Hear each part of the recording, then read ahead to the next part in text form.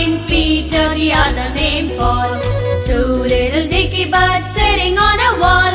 One named Peter, the other